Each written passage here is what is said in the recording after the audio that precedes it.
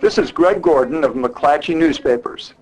Meet Tony Becker and his wife Celia Favos Becker, as tenacious a couple as you'll ever encounter, and they needed every bit of that toughness to take on a Wall Street Goliath and hang on to their modest 1,500 square foot home in San Jose.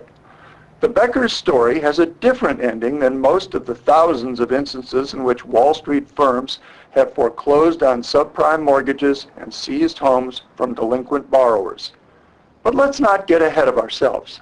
In 2000, after Tony Becker left a Silicon Valley company he co-founded, the couple started a jewelry business targeting the many military personnel in San Diego County. Unfortunately, their customer base soon would be depleted. We had a perfect storm. We had 9/11, then in 2002 we had a wildfire in August. At the end of 2002, George Bush announced he was going to go and invade Iraq. There went the rest of our reservists. The couple refinanced their house to generate cash, but wound up with 2 subprime mortgages and a $2,600 monthly payment. Then came another wildfire, and the jewelry business was ruined. Scouring the mortgage documents, Celia Becker found a clause that offered hope for disaster victims.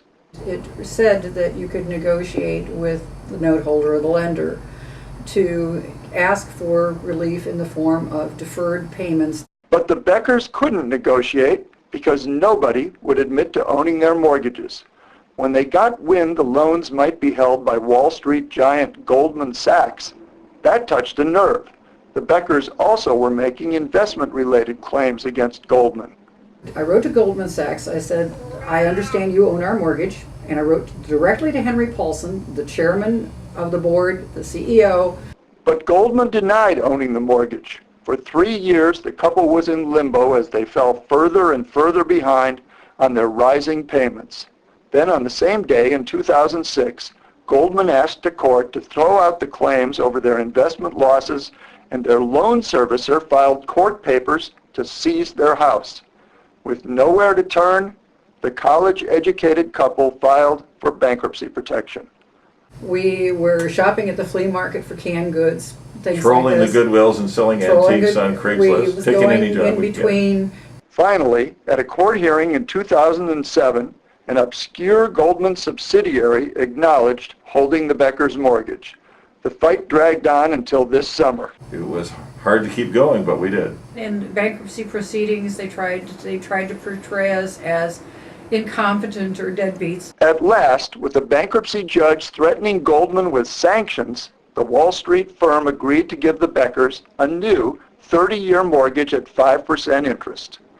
A spokesman for Goldman declined to comment on the case. Celia Favos Becker says she hopes the couple's experience will lead to a change in the laws.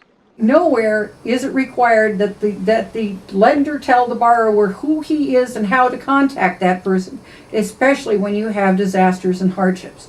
That is outrageous. That we can't even know who our lenders are? Tony Becker, once again fully employed, takes a certain pride over their brush with Goldman Sachs. I take solace in knowing that I was up against the worst possible opponent. They were the biggest, strongest investment bank in the world. This is Greg Gordon for McClatchy Newspapers.